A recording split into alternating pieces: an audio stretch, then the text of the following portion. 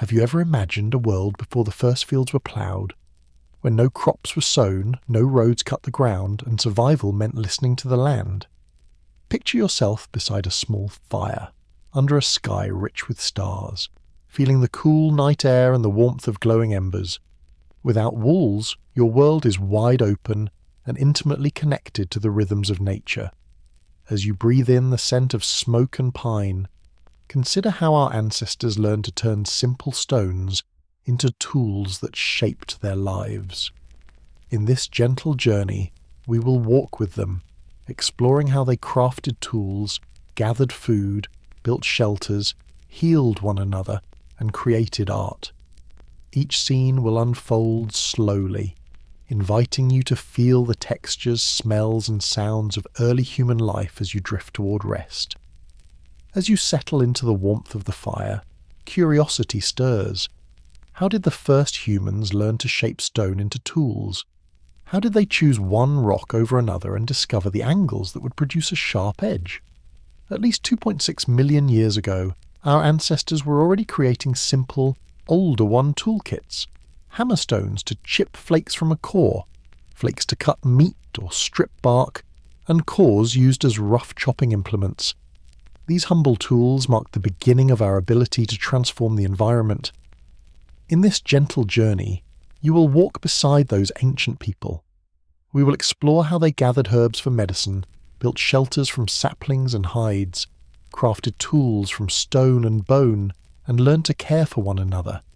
Each scene will invite you to feel the texture of earth and fur, to smell smoke and crushed leaves, and to drift deeper into a peaceful state. Let the slow cadence of the story carry you gently toward rest, knowing that you are part of a continuum stretching back through time. You lie quietly, eyes closed, letting the night settle around you. Imagine a world before cities, before farms, before roads cut the ground. You feel the cool night air against your skin, a gentle breeze that smells of earth and pine. The only light comes from a small fire that crackles softly nearby, casting warm orange shadows that dance across smooth rock. The darkness beyond the fire feels vast and open, but the glow wraps you in a circle of safety. You sense movement beside you, the familiar rustle of people you trust. Their bodies huddled in furs, their breathing slow and steady. You are one of them, part of a small group whose lives follow the rhythms of the land. There are no clocks, only the light of day and the stars above to guide your actions.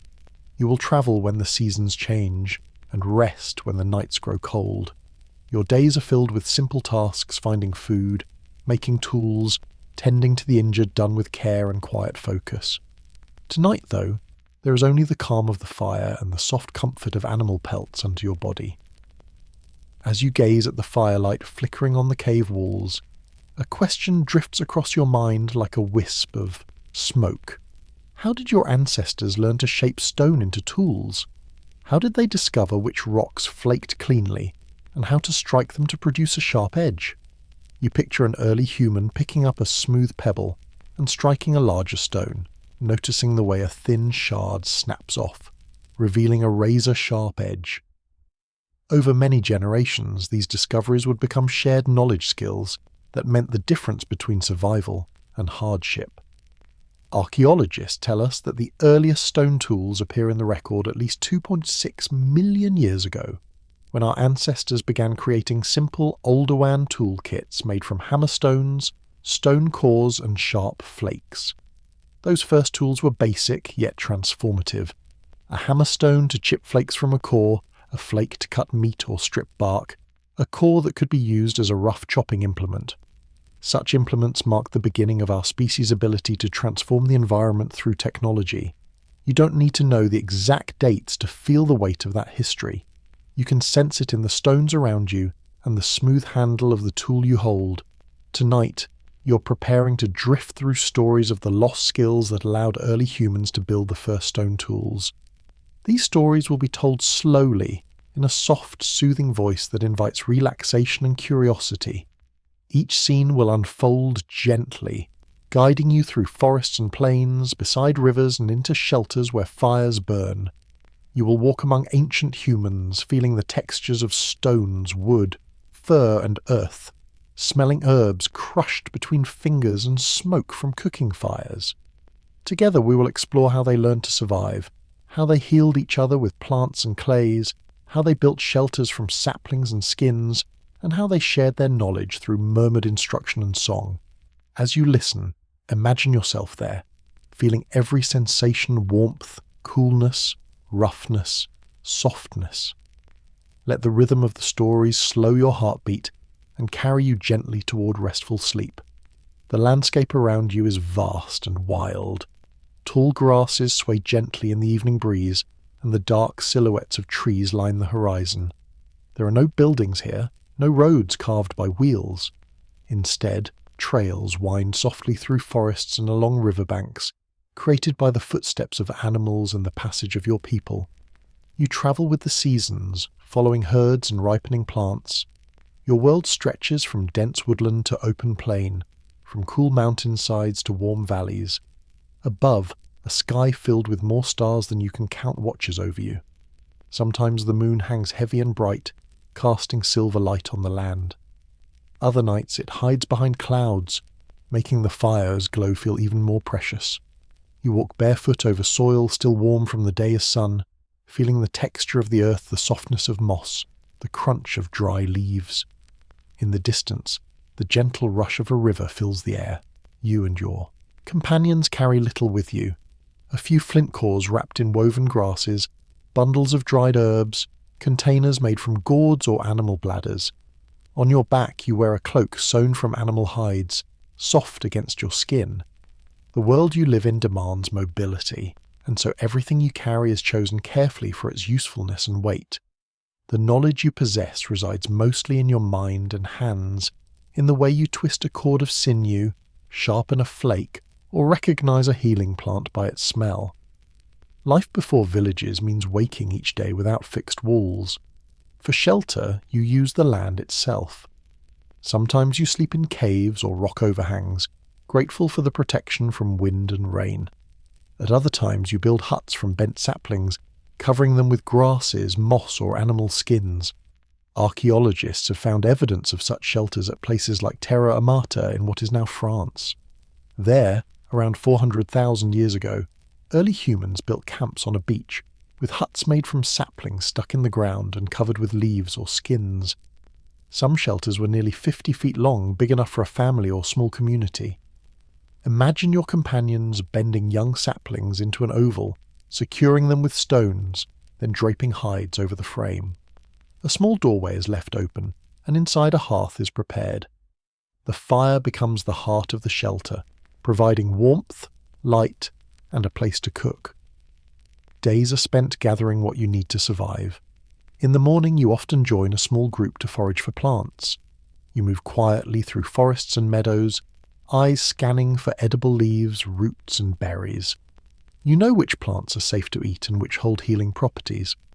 Sometimes you find yarrow, its feathery leaves fragrant under your fingers.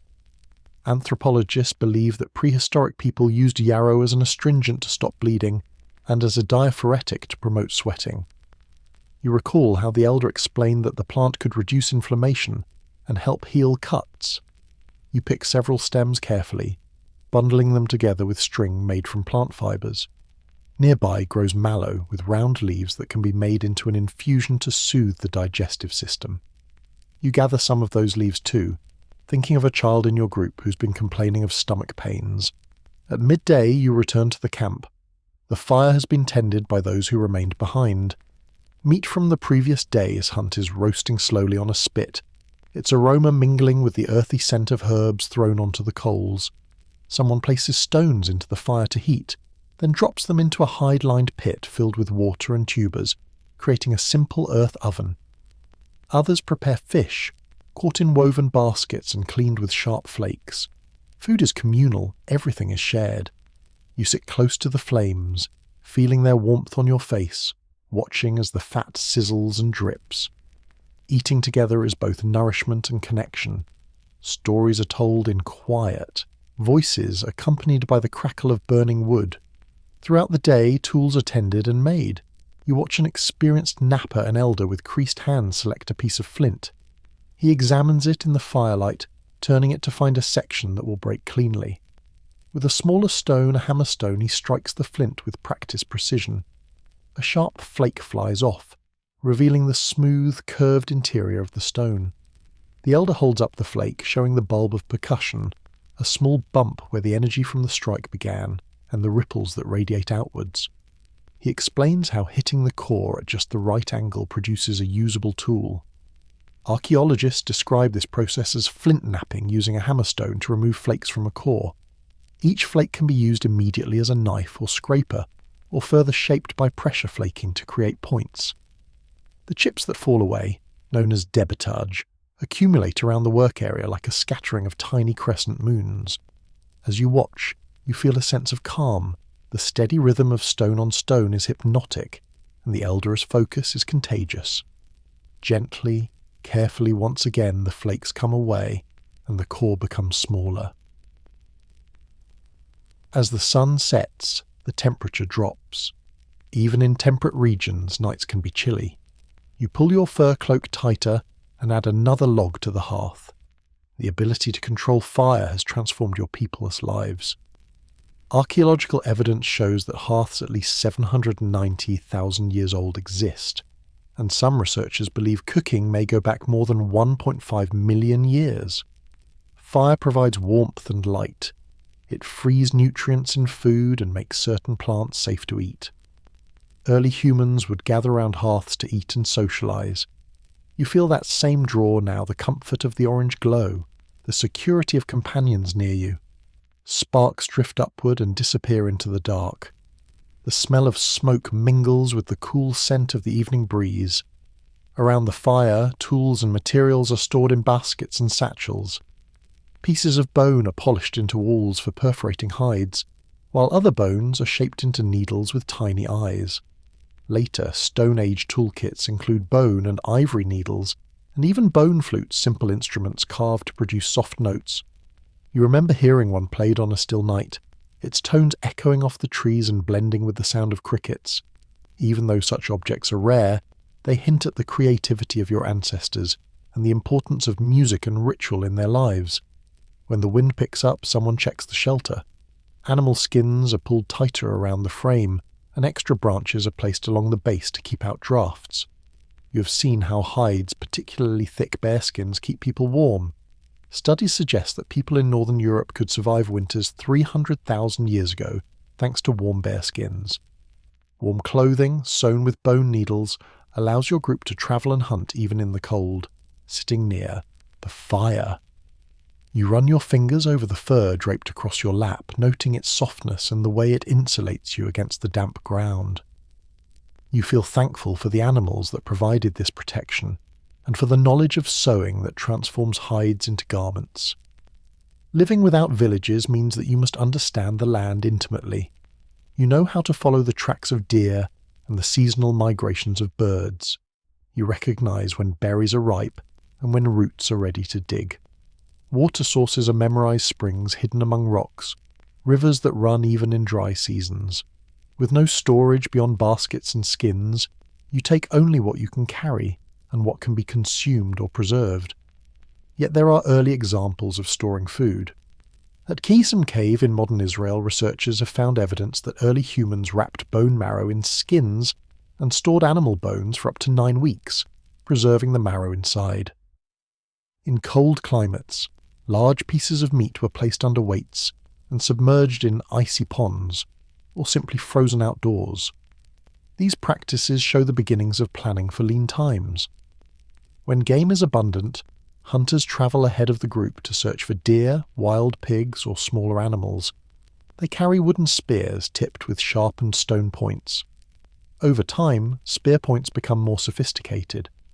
Long blades struck from stone cores, attached to shafts to make effective weapons. In later periods, humans experiment with bow and arrow technology, using bone or stone points to create projectiles. But in this early scene, hunting remains a careful, cooperative endeavour. When an animal is killed, nothing is wasted. Meat is cooked over the fire, hides are scraped with scrapers to remove fat and hair, Bones become tools. Sinew is used as thread. You remember the elders' words. Every gift from the animal must be honoured and used. As day turns to night, the sky darkens. You hear wolves howling in the distance, but the sound is not frightening your fire, and numbers keep predators at bay. You lie down beside your companions, pulling furs over your body. The warmth of the fire lulls you. You breathe in the scent of smoke and herbs. Slowly, gently, once again you feel your mind drift, but the stories continue. We move next into the details of daily life. Cooking, gathering, and the art of making tools. Imagine waking before sunrise, the faint light tinting the sky a pale blue. The air is crisp, dew beads on grass and leaves. A small group sets out to gather food. You walk quietly, feeling the damp earth under your bare feet. As you move through the forest, you listen for the rustle of small animals and the call of birds. Your hands know where to find edible plants. You brush aside leaves to uncover a patch of wild tubers, their starchy roots a valuable source of energy. You dig gently with a wooden stick, loosening soil to avoid damaging the roots. Each tuber is placed in a woven basket. You hum softly, a tune passed down by elders, synchronizing your movements with your breathing. Your group reaches a sunny clearing where berry bushes grow thickly. The berries are ripe, their deep colour vivid against green leaves. You pick them slowly, savouring their juicy sweetness as you place them in your mouth. Berries do not store well, so you eat as you gather, mindful to leave enough for animals and future visits. In another part of the forest, someone locates a patch of wild onions. The pungent scent fills the air as you pull them from the ground. You wrap them in a leaf to carry back, knowing they will add flavour to roasted meat. Throughout the year, your diet shifts with the seasons. In spring, tender shoots and flowers are abundant. Summer brings berries, nuts, and fresh fish. Autumn is a time to collect seeds and roots, to dry herbs, and to prepare for winter. Although the concept of agriculture will not emerge for tens of thousands of years, you already possess an intimate knowledge of edible plants and seasonal cycles. The land provides. You respond with gratitude and care. Back at camp, the sun climbs higher. The fire burns steadily, its embers glowing red beneath the wood. Cooking begins early, for food takes time to prepare. Some items are simply roasted over the flames. Meat is skewered on green sticks and rotated slowly, the fat dripping down and sizzling on the coals. Fish, wrapped in leaves, cook in the ashes, absorbing the smoky flavour. Tubers are baked in the earth oven. A pit lined with stones, filled with food and covered with soil and embers. Hours later, the pit is opened, releasing a rush of fragrant steam. Tubers emerge soft and sweet, their skins charred and crisp. Food preparation is communal. Everyone participates, men and women, young and old. You watch as an elder stirs a pot of broth made with marrow extracted from bones. The marrow, rich in fat and nutrients, is highly prized. At Kesem Cave, evidence suggests that people stored marrow in bone cavities for weeks. You understand why. The broth sustains you during long nights and lean days. Nearby, a young girl grinds seeds on a flat stone using a smaller stone as a hand pestle. She sings softly as she works, and her rhythmic grinding matches the beat of her song. Meals are eaten in a circle around the fire. Everyone sits together, passing pieces of meat, baskets of tubers, and bowls of broth. You tear off chunks of meat with your teeth, the juices running down your chin. You dip a piece of tuber into the broth, savouring the rich flavour. Conversation flows in quiet murmurs. Stories of the day's activities are shared. Plans for tomorrow are discussed. Children lean against adults, drowsy from the warmth and full stomachs.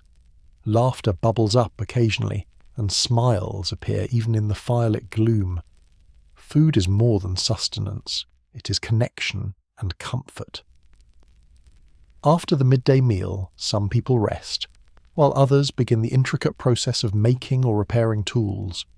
You join them, sitting on a flat rock, with your legs crossed. In front of you lies a collection of flint nodules. You choose one that feels comfortable in your hand, its edges smooth. To begin, you examine the shape of the nodule.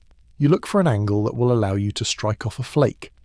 With your other hand, you pick up a hammerstone hard, dense, and slightly rounded. You take a breath, focus your attention, and strike. The first blow is gentle. You learn early that hitting too hard in the wrong place will shatter the stone or produce useless chips. When the hammerstone meets the flint at just the right angle, a flake detaches with a satisfying pop. You hold the flake in your hand, appreciating its sharp edge. It is thin, translucent when held up to the light. This flake can be used immediately to cut meat or scrape hides. If you need a more specialized tool, a point for a spear or an awl for punching holes, you will continue working the flake. Flint knapping requires patience. You strike carefully along the edge, removing tiny flakes to shape the tool. The process is called pressure flaking. You press a bone or antler tool against the edge, applying pressure until a small flake pops off. Each removal makes the edge sharper or changes the shape. You rotate the flake, working on each side. Eventually, a symmetrical point emerges. You admire the result. A tool strong enough to pierce hide or flesh, yet light enough to be attached to a shaft. You will attach it with sinew and resin, possibly using birch pitch as an adhesive. Evidence from Neanderthal sites shows that they used birch pitch glue to make composite tools. You learned this from elders who discovered that heating the bark of the birch tree yields a sticky substance perfect for binding stone to wood. Meanwhile, other toolmakers work on different projects. One person shapes a larger core into a hand axe. The hand axe is an iconic Acheulean tool, appearing in the archaeological record about 1.76 million years ago. It is oval or pear-shaped, with two symmetrical faces and a sharp cutting edge around its perimeter. The maker rotates the core, striking it to create a series of flakes that thin and shape the stone. The resulting hand axe fits comfortably in the hand, useful for chopping wood, butchering animals and digging roots. Another person creates a scraper by shaping a flake to have a straight or convex edge. Scrapers are essential for processing hides, removing fat and hair to prepare skins for clothing or shelter. How do you learn these skills? There is no written language yet, no books or diagrams. Instead, knowledge is passed orally and through demonstration. As a child, you sat beside elders and watched them shape tools, grind pigments, or weave nets. They would hand you a piece of stone and guide your hands, correcting your grip, showing you how to control the angle of a strike. They did not speak much. The lessons were in the movements. You remember the first time you removed a flake successfully? The elder smiled, softly, and nodded. Again, he said, slowly, carefully, once again. The repetition helped you internalize the motions until they became natural. The community values these skills because they ensure survival, yet they are also a source of pride and identity. The shape of a tool can identify a group or region. In later periods, different cultures developed distinct styles, such as the Acheulean hand axe, the Levallois flake, or the microliths of the Magdalenian culture. Even in your time, you may notice subtle variations in the tools made by different families or neighbouring groups. Craftsmanship is an art as well as a necessity. Tools are valuable, and nothing is wasted. When a point breaks or a flake dulls, you rework it into something new. A broken spear point can become a scraper. A dulled flake can be retouched to sharpen its edge. You also use materials other than stone. Bones are shaped into awls and needles. Antlers serve as handles for tools or as pressure flakers. Wood is carved into spear shafts or digging sticks. Later, people will experiment with bone flutes and harpoon points, but even now you understand that each material has its own properties and uses. At times, the group will travel to find raw material. You know certain riverbanks where flint nodules are plentiful, or outcrops where obsidian can be found. Obtaining good stone is a reason for travel and trade. You may encounter other groups at such sites and exchange goods or information. Social networks extend beyond the immediate family, and information flows along these lines. In later periods, trade will become more complex, but here, on this simple level, you can feel its beginnings. As the sun begins to dip, casting long shadows across the camp, the pace slows. Some people nap, lying on thick furs. Others tend to tasks that do not require travel-repairing clothing, weaving baskets from reeds, making cordage from sinew or plant fibres. Cordage is essential for tying tools, making snares and constructing shelters. You take strips of sinew and twist them together, then fold the strand back on itself and twist again, creating a strong, flexible cord. The motion is repetitive and soothing, like the rocking of a cradle. A child sits nearby, playing with small stones. Children learn through imitation, turning play into practice. They watch their elders working and mimic them with miniature tools, learning the feel of the materials. You smile at the child and place a safe, blunt flake in their hand. They grin and pretend to scrape a hide. Everyone around the fire chuckles softly. In the quiet afternoon, you feel a sense of continuity, an awareness that knowledge flows from one generation to the next, creating an unbroken chain of skills. Evening descends. The sky changes to shades of orange and purple as the sun sets. Birds quiet their songs. The air grows cooler. You prepare the shelter for nightfall.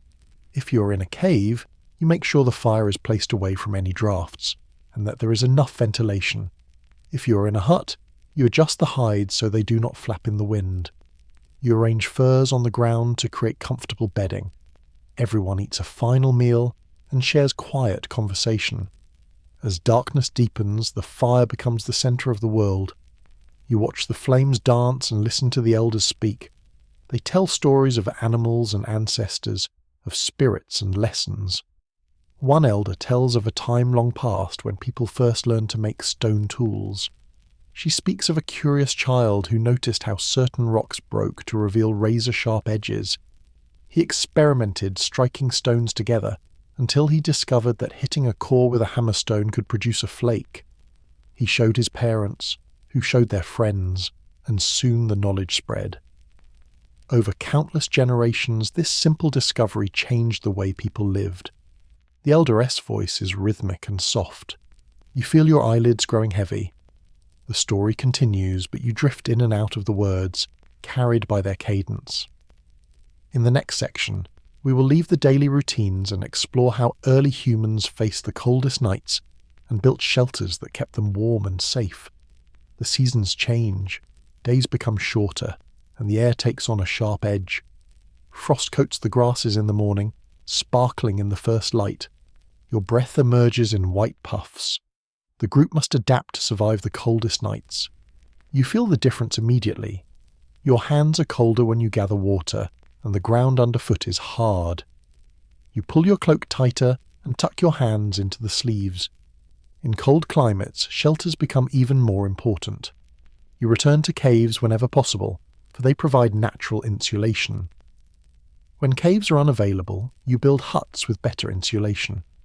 At Terra Mater, those ancient shelters were built on a beach, their walls reinforced with stones and roofed with leaves or hides. Other groups, living in cold regions thousands of years later, built tent-like structures using mammoth bones or wooden frames covered with animal hides. Evidence of hide-covered tents and huts suggests that Homo heidelbergensis constructed shelters around 400,000 years ago. Imagine bending stout branches into a dome shape, then layering hides over them. You seal gaps with mud or snow, trapping heat inside. The interior becomes a warm cocoon, its walls lined with furs and grasses. A small fire burns in the centre, the smoke escaping through an opening at the top. Fur is your most reliable ally against the cold. Hides from large animals such as bears, deer and bison are tanned and softened. You wear layers of furs, wrapping them around your body and securing them with belts made of twisted sinew. The hair faces outward, repelling snow and rain, while the thick skin traps body heat. Studies suggest that people in northern Europe were able to survive winter about 300,000 years ago, thanks in part to warm bear skins. You also use fur to lean bedding and to cover shelter walls. The smell of animal hide, rich and earthy, reminds you of the hunts that provided this protection. Fire becomes even more crucial in winter. You gather larger stocks of firewood and dried dung. You keep embers alive from one site to the next, carrying them carefully in a bundle of bark and moss. At night the fire burns brighter. You huddle around it, absorbing the heat. The flames cast long shadows on the walls, and the light creates a sense of safety.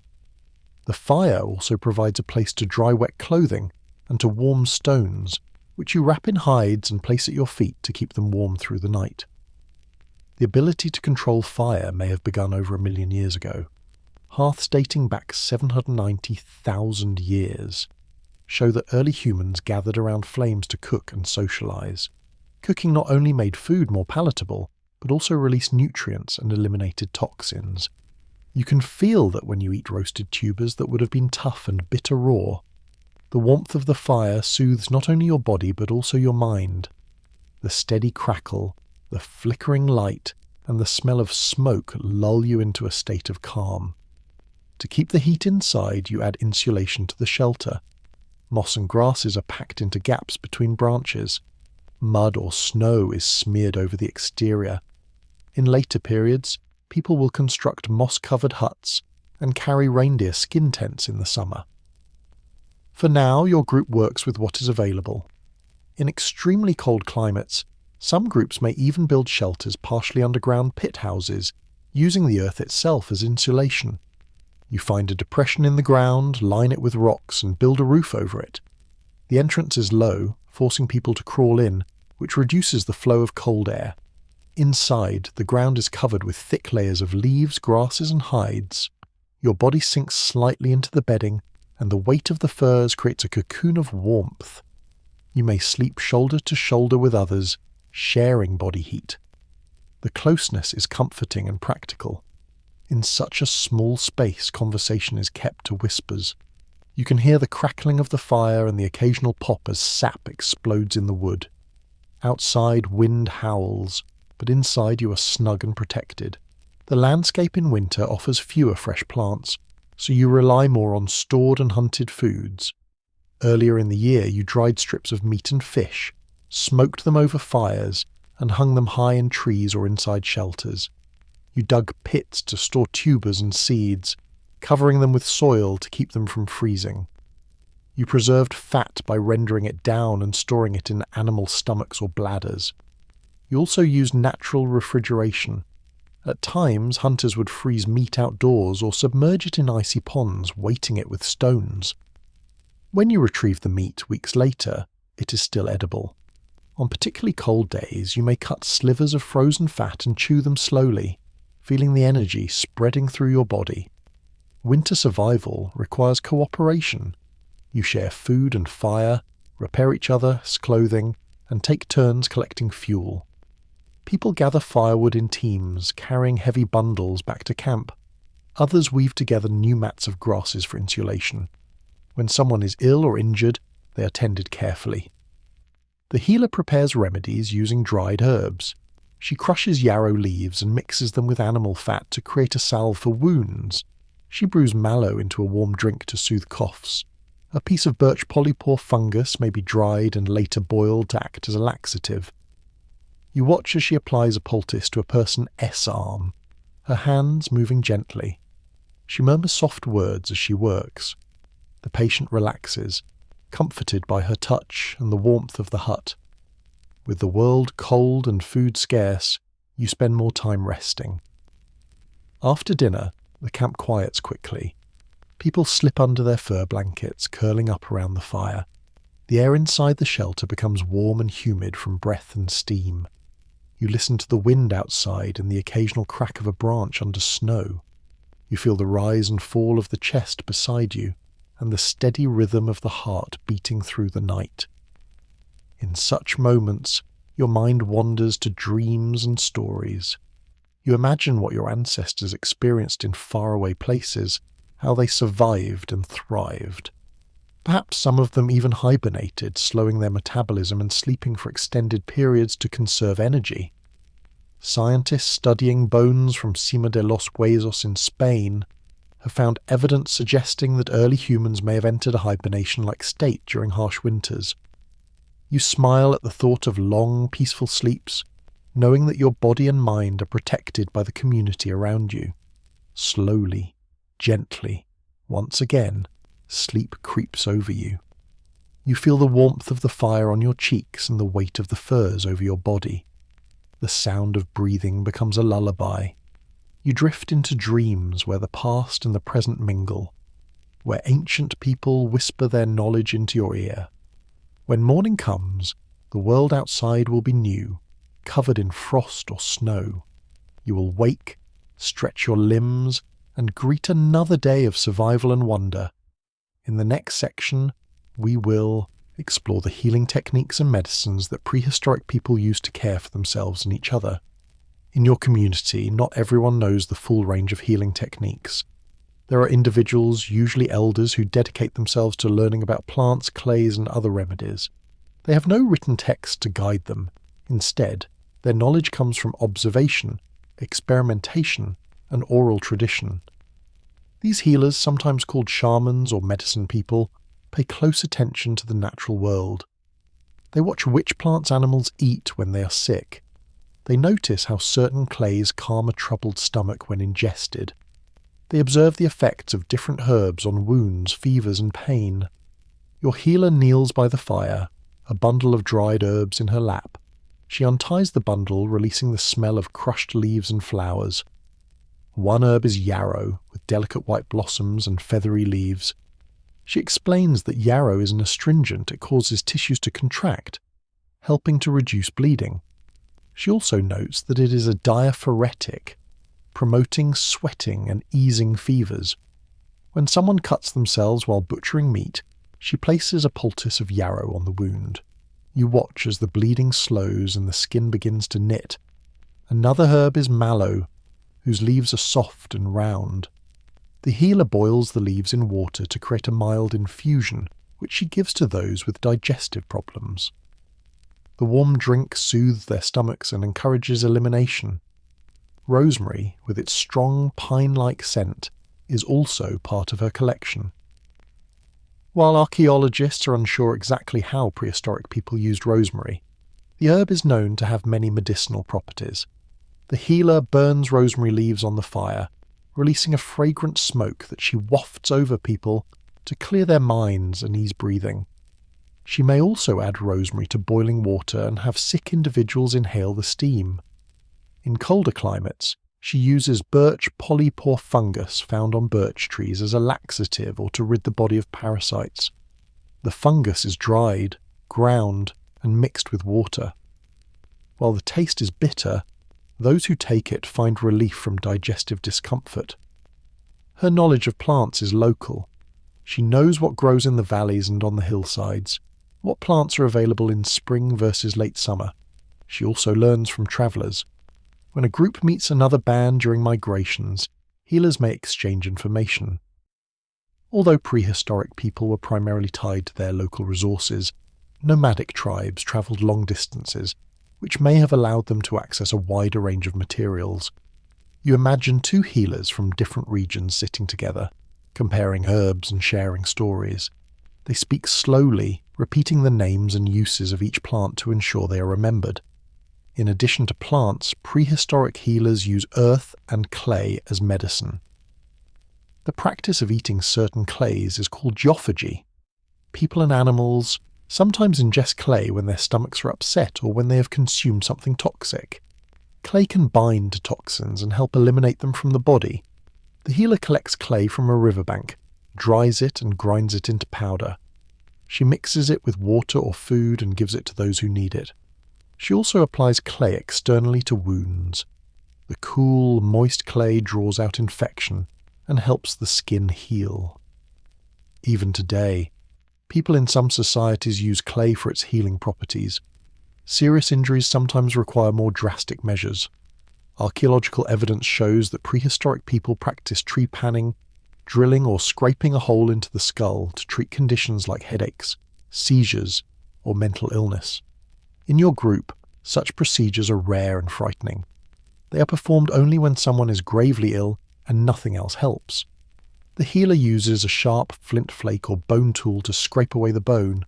She works slowly, keeping the area clean with water and herbs. Sometimes the person survives, and the hole in their skull becomes part of their body. They may even keep the removed piece of bone as a talisman. More commonly, minor surgeries involve setting broken bones. Clay or mud is applied to the injured limb to hold it in place while it heals. The clay hardens like a cast, keeping the bone aligned. People also use the pincers of certain ants to close wounds, placing the ant's jaws on either side of a cut, then removing the body so the jaws remain as natural stitches. Not all healing is physical. Illness is often seen as a disturbance of the spirit or a breach in harmony with the world. Shamans or medicine men play a role in restoring balance.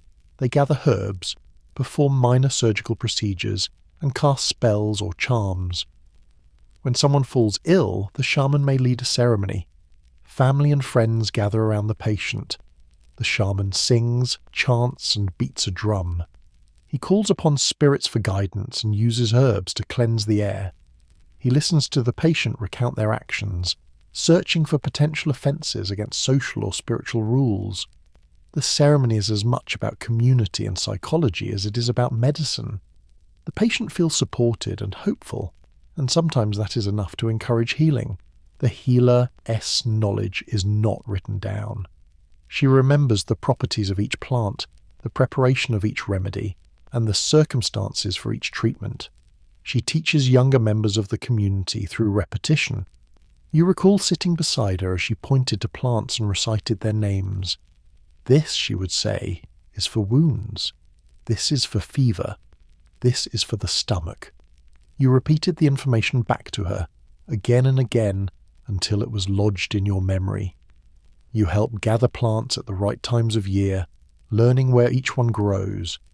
You watch as she grinds herbs, mixes them with fat, and applies them to the sick. When someone gets better, she notes what worked. When a remedy fails, she remembers and adjusts.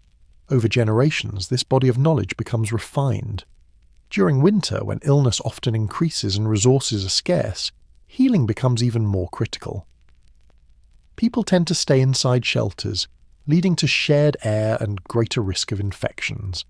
The healer burns aromatic herbs like rosemary and yarrow to cleanse the air and possibly reduce microbes. She encourages people to drink infusions made from dried herbs that stimulate the immune system or reduce fever. When someone is injured while gathering firewood, she uses a heated stone to cauterize a wound, stopping the bleeding quickly. She reminds everyone to chew on pine needles to stave off scurvy. Though she does not know what vitamin C is, she sees that pine needles help keep gums healthy. Her wisdom is born of experience and observation. Beyond the herbs and rituals, healing involves touch. When someone is ill, the healer sits with them, holding their hand, stroking their hair, whispering reassurance. Human contact lowers the heart rate and calms the mind. You observe how the patient's breathing slows when the healer hums a soft melody. The healer instructs family members to speak kindly and to maintain a calm environment. Silence or soft voices fill the shelter. The crackling fire, the rustling of hides, and the gentle whispers become part of the healing process. One evening you sit outside, wrapped in a fur cloak, watching the stars. You think about the healer's knowledge and the countless generations that have contributed to it. You realize that even though the plants and clays are humble, they represent a sophisticated understanding of the natural world.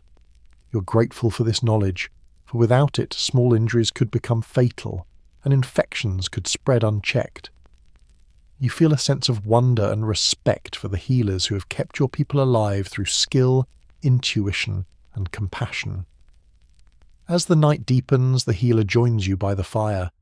She smiles and points to a cluster of bright stars. She tells you a story about the ancestors who first learned to use herbs. You listen, feeling the warmth of the fire and the intimacy of her voice. Slowly, you feel sleep approaching. In the next section, we will explore how prehistoric people survive through the changing seasons, adapting their activities to the rhythms of the year. Your life is shaped by the cycles of the seasons. Spring brings new growth and abundant water. Summer provides warmth and long days, but it can also be dry. Autumn is a time of harvest and preparation. Winter, as you have seen, tests your resilience. You learn to read the signs of seasonal change. The buds swelling on trees, the arrival of migrating birds, the angle of the sun.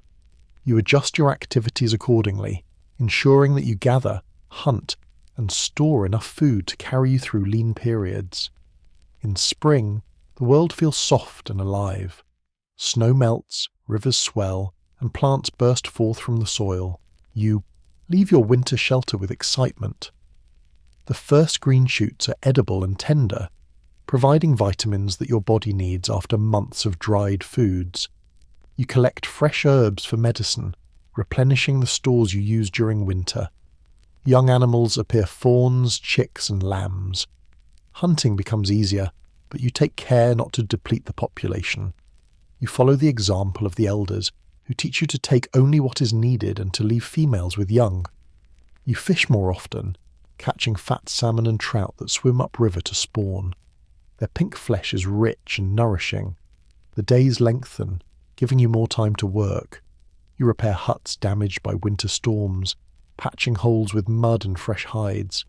You strengthen frameworks with newly cut branches. You gather reeds from riverbanks to weave into baskets. You also look for plants that can be dried for future use. Certain herbs are at their most potent when picked in early spring. You collect them carefully, tie them into bundles, and hang them in a shady, breezy spot to dry. Once dry, they are stored in tightly bound leaves or skins. Summer brings warmth and sometimes dryness. You travel more during this season, following herds that move to higher ground or different grazing areas. The weather is favourable for long journeys. You cross open plains and climb mountains, carrying your possessions on your back. The sun warms your skin and brightens the colours of the landscape. You pick berries from bushes heavy with fruit, gather nuts from trees, and dig for bulbs hidden in the earth. You also continue to hunt, but animals are more dispersed. You may set traps or use nets to catch small game. Summer is also the time for social gatherings. Groups that have been separate during the winter come together to exchange goods, knowledge, and partners. At these gatherings, you see tools from other regions and learn new techniques.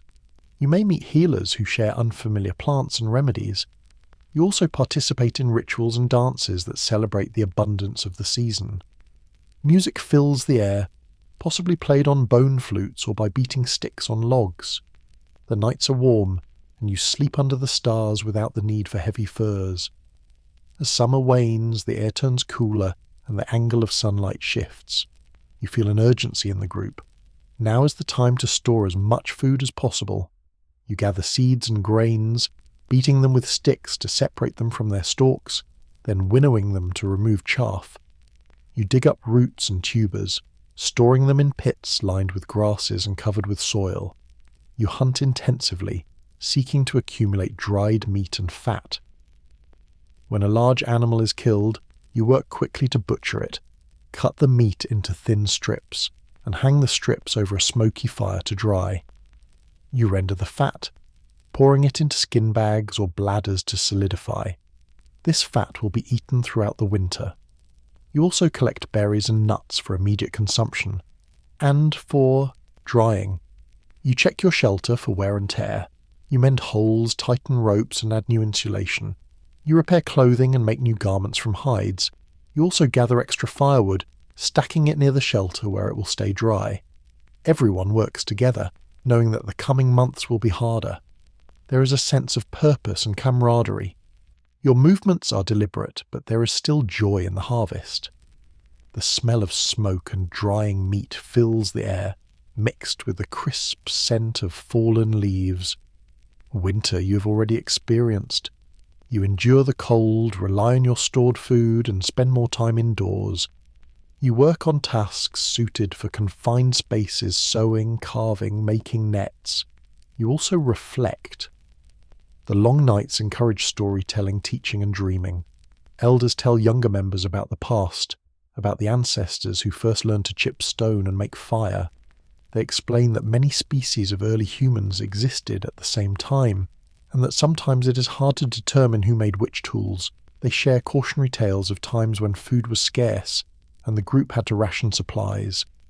They also share joys of successful hunts, births, and discoveries. In winter, you also practice introspection.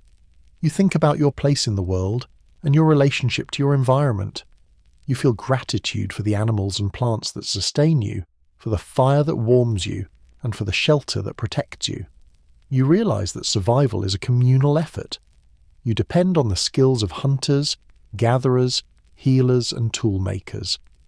Each person's contribution is valued, and each person's health is tied to that of the group. The seasons teach you about environmental patterns.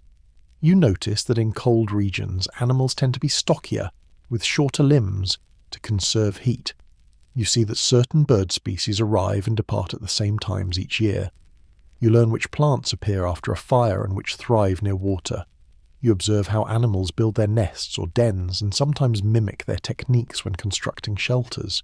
For example, you may weave branches together like a bird building a nest or burrow into the earth like a fox creating a den. The environment is your teacher. You pay attention and adjust your behavior. Seasonal changes also influence trade. In times of abundance, you may have extra hides, flint or herbs to exchange with other groups. In return, you might receive shells from a distant shore, pigments for body painting, or information about new hunting grounds. Trade fosters relationships and helps spread technology.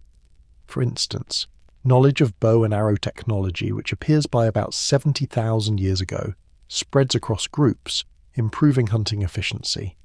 Similarly, the use of adhesives like birch pitch and the ability to sew with bone needles may have travelled along these networks. Through trade and interaction, your people remain adaptable and open to innovation. Soft repetitions and sensory details. Throughout the seasons, certain actions repeat. You gather plants slowly, gently, once again. You sharpen tools carefully, deliberately once again. You sit by the fire, night after night, feeling its heat warming your hands, watching the sparks rise. You lay hides over frames, adjust them once again. These repetitions become like a heartbeat, steady and reassuring. They give structure to your days and comfort to your mind. Imagine the scent of pine needles crushed underfoot in spring. Picture the glistening of fish scales in summer sunlight. Feel the crisp air of autumn against your cheeks as you carry a bundle of dried herbs. Hear the muffled sound of snow falling on the roof of your winter hut. Each season brings its own palette of sounds, smells, and textures. By noticing and appreciating them, you deepen your connection to the world. This awareness is soothing. It reminds you that, despite challenges, the cycle of the seasons continues. There is always change, but also a comforting return. As you drift through the cycles of the year, you become aware of time's passage. Children grow into adults, elders pass away, and new babies are born. The skills and knowledge you have gained must be passed on. You teach younger members how to identify plants, how to knap flint, how to build shelters.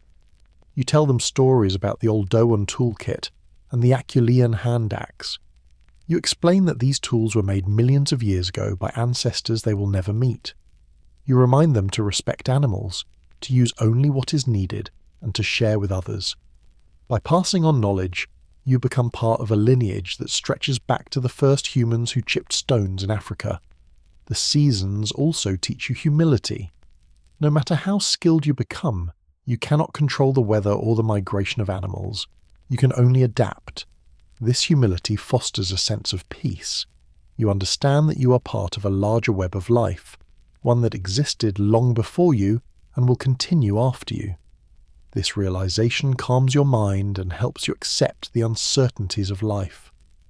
As the year draws to a close, you reflect on what you have experienced. You think about the warmth of spring, the brightness of summer, the richness of autumn, and the introspection of winter. You feel grateful for the knowledge and skills that allow you to survive.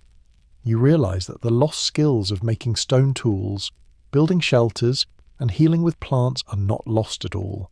They live in your hands and in the stories you tell. Slowly, gently, once again, you drift into sleep, ready to dream of the past and the wisdom it holds. In the final section, we will bring you to a place of rest and reflection, helping you drift deeper into slumber while holding the comfort of these ancient stories. The fire burns low. Embers glow like tiny suns beneath a layer of ash. The shelter is quiet, the air heavy with the day's warmth. Outside, wind rustles leaves, and distant owls call to one another. Inside, you lie down on your bedding, furs pulled up around your shoulders. You feel the softness of hides against your skin, and the weight of blankets pressing gently down. The world outside fades as you focus on your breath, the slow rise and fall of your chest. You recall the scenes you have journeyed through, the discovery of the first stone tools, the careful gathering of herbs, the building of shelters, the endurance of winter. Each scene is like a bead on a string, connected yet distinct. You hold these beads in your mind, touching them one by one. When you think of flint knapping, you remember the elder's hand striking stone, the crisp sound, the sharp flakes. When you think of healing, you recall the scent of yarrow and the healer's gentle touch. When you think of winter, you feel the warmth of the fire and the thickness of fur cloaks. These memories are comforting. They remind you that your ancestors faced hardships but found ways to thrive. They remind you that you are part of a long unbroken chain of knowledge. Your breath becomes slow and deep. You imagine inhaling the cold, clear air of a prehistoric morning and exhaling warm breath into the quiet darkness. Inhale, feel the freshness of a river, the scent of pine and earth. Exhale, imagine smoke curling upward from a hearth. Each breath carries you further into relaxation. You say to yourself, slowly, gently once again, with each inhalation and exhalation. These words become a mantra, anchoring you in calm. You focus on your senses. Your sense of touch feels the weight of furs and the softness of grass beneath them. Your sense of smell recalls the aroma of roasting meat, the sharp scent of rosemary, the sweet fragrance of blooming flowers. Your hearing picks up the crackle of the fire, the distant call of a wolf, the steady breathing of those around you. Your sight is closed, but behind your eyelids you picture the glow of embers and the play of shadows on cave walls. Taste lingers perhaps the tang of berries, the saltiness of dried meat, the bitterness of medicinal herbs.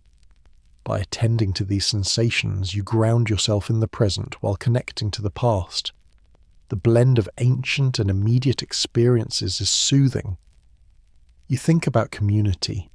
Throughout these stories, you have not been alone. You have always been surrounded by others, family, friends, elders, children.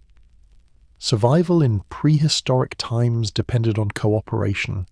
Together you hunted, gathered, built, and healed. Even now in your bed, you feel the presence of others sleeping nearby. Their breathing forms a chorus with yours. The warmth of their bodies adds to the warmth of the fire. You feel a sense of belonging. Knowing that you are connected to others, both in your immediate group and across time, brings peace. You reflect on continuity. The skills you learned from elders were learned by them from their elders, stretching back millions of years. Stone tools evolved from simple flakes to complex blades. Shelters evolved from rock overhangs to elaborate huts. Healing evolved from trial and error to sophisticated uses of herbs and clays. Yet the core of these skills, the careful attention to the natural world, the patience required for craftsmanship, the compassion of healing remains unchanged. You are part of this continuum. In time, you will pass knowledge to others, continuing the chain. Sleep approaches like a gentle wave. You do not force it. You allow it. You continue to breathe slowly. You repeat your mantra. You let thoughts come and go like clouds drifting across the sky. If a memory arises, you acknowledge it and let it float away. You feel your muscles soften, your jaw release tension, your fingers loosen. The warmth of the fire becomes diffuse. The glow behind your eyelids fades to darkness. You feel as if you are sinking into the earth, supported by the ground beneath you. In this state between wakefulness and sleep, the stories you've heard blend with your dreams. You may dream of walking through a forest, feeling cool moss under your feet. You may dream of striking flint, watching sparks fly. You may dream of preparing an herb, crushing leaves until their scent fills the air. You may dream of sitting by a fire, listening to elders speak in a language you don't fully understand, but feeling its soothing rhythm. These dreams are gentle and restful. They connect you to your ancestors and to the land. Before you drift completely, you whisper a wish for peace to yourself, to your community and to the world. You thank the elders and healers who shared their knowledge. You thank the animals and plants that provided nourishment and medicine. You thank the earth for offering shelter and resources. Gratitude warms your heart, making it easier to relax. You feel safe and content. You let go of conscious thought. Your breathing becomes even slower, and sleep envelopes you fully. May you rest deeply, knowing that the ancient stories of survival and healing continue within you. Sleep well and awaken refreshed, carrying with you the wisdom of those who shaped stones and cared for one another long ago. The morning is still cool when you and your companions set out along a well-worn path. Mist rises from the river, curling like smoke among the reeds. You carry a woven sling over your shoulder, its weight familiar. Inside, smooth flakes of stone clink softly against one another. These are not ordinary stones gathered from the banks. They are pieces of prized flint and obsidian materials your people cannot find near your home. Your elders explain that long ago someone journeyed to distant hills and brought back these black and grey rocks. In return, they received coastal shells and bits of asphalt that could be used as adhesive. Even though you do not need these things to survive, you sense their importance. They carry stories of other landscapes and other people. As you walk, the soft rhythm of footsteps and the gentle swish of grasses accompany you. The only sounds are the murmur of the river, the occasional call of a bird and the low hum of conversation. Your group travels in a relaxed manner, stopping often to rest and to forage. You chew dried berries and watch sunlight filtering through leaves. In your mind, the journey feels timeless, one step after another, one breath after the last. The repetition has a calming effect. You repeat to yourself, slowly, gently once again, matching your mantra to your steps. As the day warms, you pause at a bend in the river where water flows over rounded stones. Here you share food and talk about why you undertake this journey. An elder explains that long before the first villages or farms, people exchanged goods across great distances. Hunters from the plains would meet those who lived near the coast. They traded shell beads and polished stones for knapped flint and chalcedony. These exchanges were more than transactions. They were opportunities to build friendships and to share stories. By trading items that were not strictly necessary, groups maintained good relations and recognized each other's skills. You imagine an ancient traveller walking the same path with a bundle of shells and returning with sharp stone blades. The thought fills you with a sense of continuity. When you stand up to continue your own journey, you feel connected to those travellers. The stones in your sling have travelled far. Now you are part of their journey too. By midday you arrive at a wide sandy bank where several trails converge. A small fire burns under the shade of a willow, and people you have never met sit around it. They smile as you approach and offer you a seat. Their clothes look familiar, made of leather and fur, yet their necklaces are different. You notice beads made from conch shells and pendants carved from bones. In front of them lies a pile of large, finely made bifaces, broad, thin blades of chert. You recognize the quality. These blades are made from a type of flint that does not exist in your region. They shine in the sun, their edges so sharp that a whisper of touch could cut skin. The strangers also have small obsidian flakes that glint like night water. As you sit, the elder from your group opens his sling and shows the goods you have brought: bundles of dried herbs, strong cane for arrow shafts, and small lumps of black resin. There is no rush. The exchange unfolds slowly, with long pauses filled by storytelling and laughter. You listen to tales of a coastline where the ocean roars, and you describe the rolling grasslands where deer roam. The conversation is as important as the goods themselves. Each traded object carries not only utility, but also the memory of places and the bonds of goodwill. During the exchange, you watch how your elders choose each item carefully. A large piece of flint is passed around, admired by all. It will become many small blades and scrapers, enough to supply your group for months. In return, the visitors examine a bundle of cane, testing its flexibility, and nod with appreciation. When you take a shell bead in your hand, you feel its smoothness and wonder about the person who drilled it. The trade continues until both sides feel satisfied. There is no tallying of value, no sense of winning or losing. Instead, there is the satisfaction of connection. The elders sprinkle dried herbs into the fire to seal the exchange, and a fragrant smoke rises around you. You close your eyes and breathe it in, feeling the moment settle into your memory. As the afternoon light lengthens, the group sits in the shade, and an older woman begins to tell a story. She speaks slowly, her voice soft. She talks of a mountain far to the east, a place where the ground is black glass. Our ancestors travelled there, she says, to a volcano that had long been quiet. They chipped away at the dark stone, making arrowheads and blades beyond counting. She tells of how the mountain, called Arteni, served as a vast workshop where stone tools were made by the thousands. These obsidian blades, she continues, did not stay near the volcano. They travelled north over high mountains and south across wide plains to the sea. Archaeologists would later trace them through chemical analysis and discover that they travelled more than 1,000 miles. The story resonates with the group because the obsidian flakes you have brought may have come from such a place. You imagine artisans at the volcano striking stone into fine points, the sharp edges gleaming. Each flake is like a small piece of the mountain travelling across the world. The woman describes how the mountainous stone was so valued that it flowed along routes that existed long before any formal trade road. People carried obsidian over the Caucasus to lands now called Ukraine, and across Anatolia to the islands of the Aegean. As she speaks, you visualize a network of footpaths stretching like a web.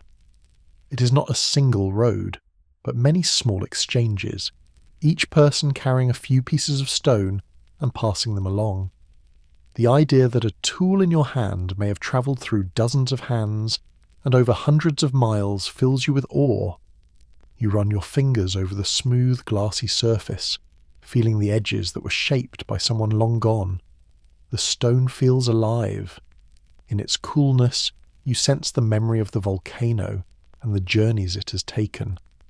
When the story ends, you find yourself thinking not just of stones but of the knowledge they carry. The obsidian blades from distant mountains tell a story of human ingenuity and communication.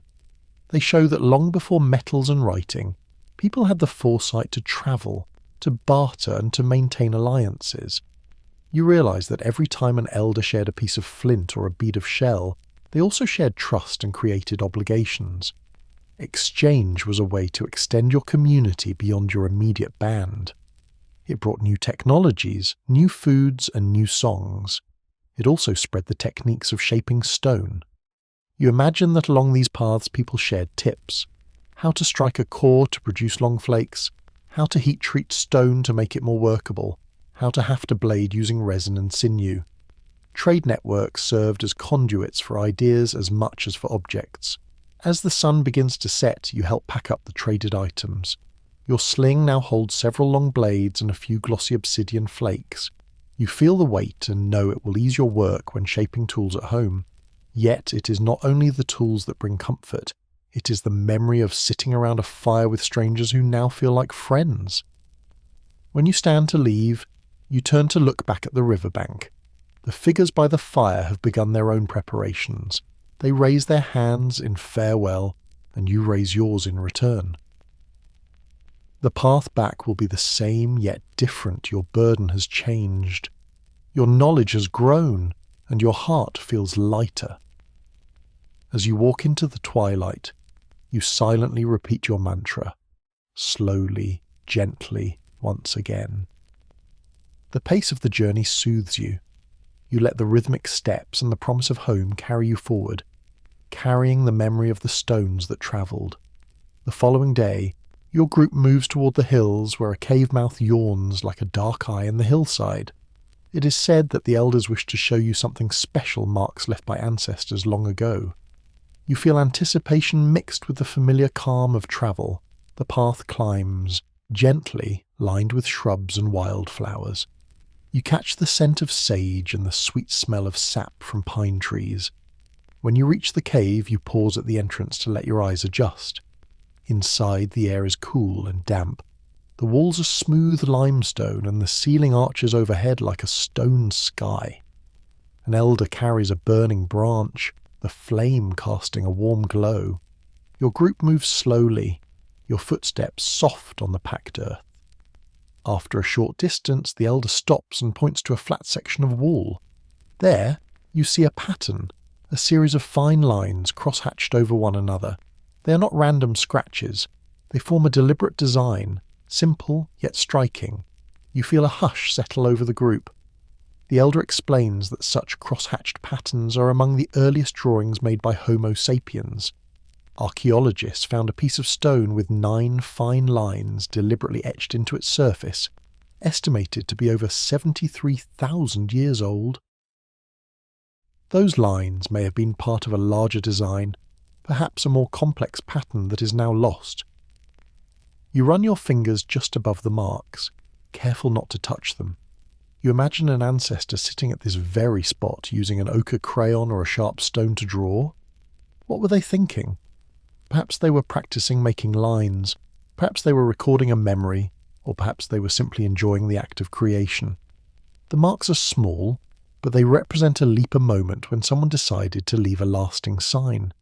You feel a kinship with that unknown artist. The cave is silent except for the crackle of the torch. You breathe deeply, taking in the smell of smoke and damp stone, and let the scene imprint itself on your mind.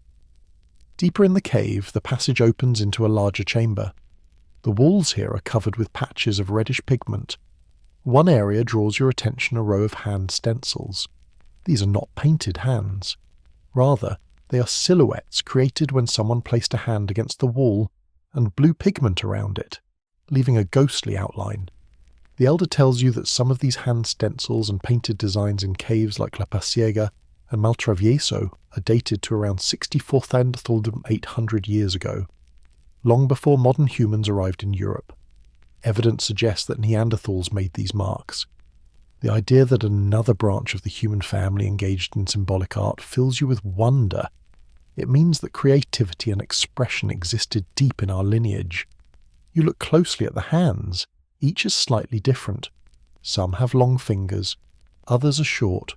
Some show missing digits, perhaps lost to injury. You hold your own hand up to the wall, aligning it with a stencil. For a moment, you feel your hand merge with that ancient presence. Around the hands are lines and shapes that might represent animals or abstract ideas. The elder encourages you to imagine what the artists were thinking. Were they marking territory, recording a ritual, expressing a connection to the cave?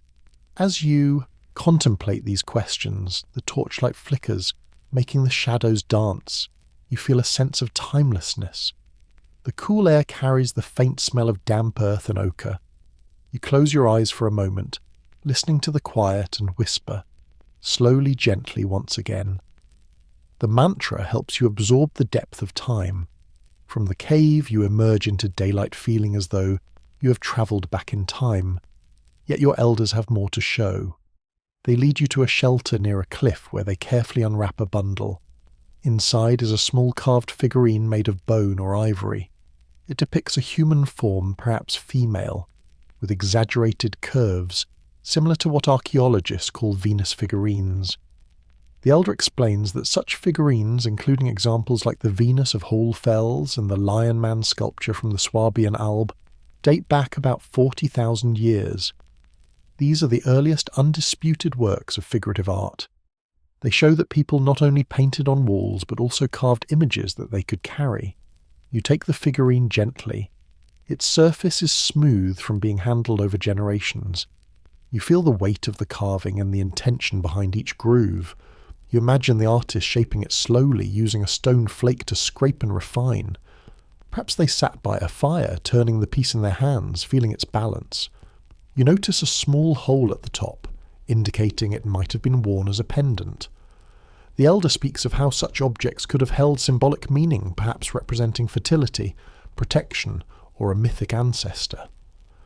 When you hold the figurine to the light, its curves cast soft shadows. You picture similar figures being carved across different regions, each with its own style yet sharing a common theme. These small sculptures are a testament to the human desire to represent the world in art. Holding it, you feel a thread connecting you to the carver. You breathe slowly, savouring the tactile sensation of the bone beneath your fingertips and the sound of wind moving through nearby trees. The scene is gentle and meditative, inviting you to remain in the moment.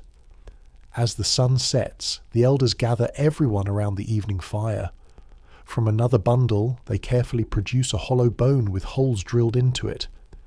It is a flute, perhaps like the Divja babe flute found in Slovenia, made from a cave bear femur and dated to between 50,000 and 60,000 years ago.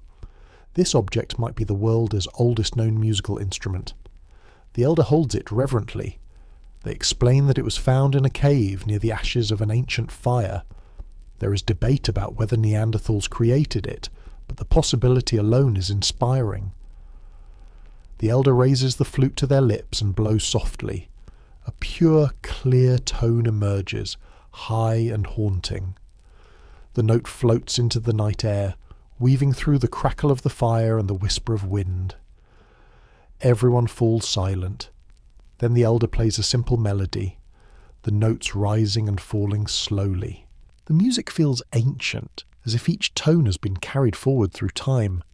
You close your eyes and feel the vibrations in your chest. Music like this could have soothed people during long winter nights, accompanied stories or marked rituals. The act of making music reflects an understanding of rhythm, pitch, and breath skills that resonate with the body's own rhythms. As the song continues, you begin to breathe in time with the melody. Inhale with one note, exhale with the next. You feel calm, as if the music is smoothing away any rough edges within you. When the melody ends, the night feels warmer and more connected. The elder places the flute back in its wrapping, and you are left with the lingering echo of its song. Once again, you whisper to yourself, slowly, gently once again, and feel yourself drifting into a serene state. In the early morning light, your group moves quietly across the meadow. There is a solemn purpose to this journey. An elder has passed away and it is time to lay them to rest. The ground is soft from recent rain. You carry wooden digging sticks and baskets of red ochre. You walk to a site chosen for its sheltered position under a grove of trees. Birds sing and dew sparkles on leaves. The mood is calm, not sad. Death is a part of life, and the ritual of burial is an act of love and continuity. You take a deep breath and begin to dig. The earth is cool and moist under your hands. It smells rich and comforting. You dig slowly and methodically, creating a shallow pit just big enough to cradle a body curled in on itself. The process of digging is meditative. With each stroke you whisper, slowly, gently once again, and the phrase helps you keep a steady rhythm. As the pit takes shape, an elder explains that intentional burial is an ancient human practice. Archaeologists working at Tinshemet Cave in Israel found some of the world's oldest human burials, dating back around 100,000 years. The bodies were carefully placed in fetal positions within dug pits and accompanied by stone tools, animal bones and pieces of red ochre.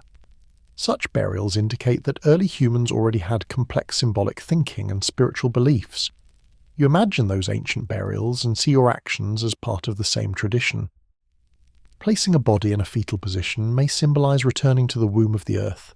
The ochre is a symbol of life and blood.